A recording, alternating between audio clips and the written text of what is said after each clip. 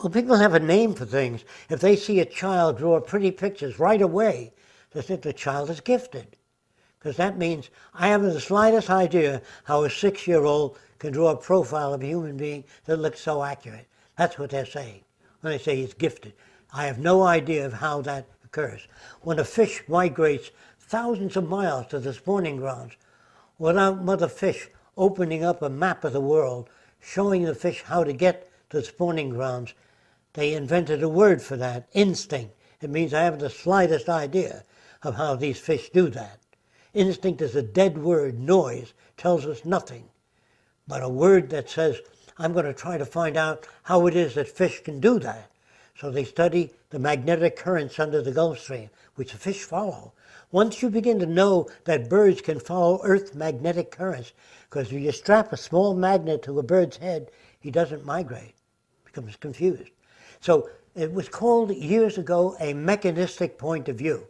And people hated that word. Mechanistic? I'm not a machine. I'm flesh and blood. I'm a thinking, feeling. They love that. And they moved away from the mechanistic point of view, which hurt society no end. It's the mechanistic point of view. All that it says is, look, you can't roll your eyes to the right unless there's a muscle and the nerve cells that feed that muscle. You can't twist your arm unless muscles run in that direction. That's all that a mechanistic point of view stated, that nothing occurs.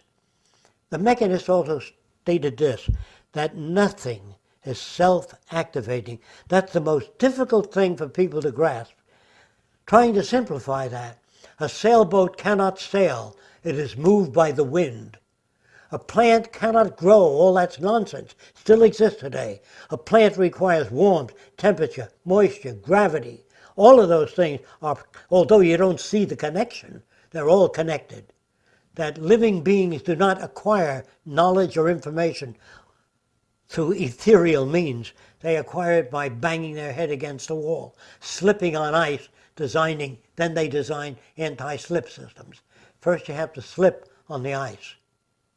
No government, to my knowledge, ever anticipated the future and said, this is the direction we're headed in, let's prepare for social change. No, they try to keep things as they are.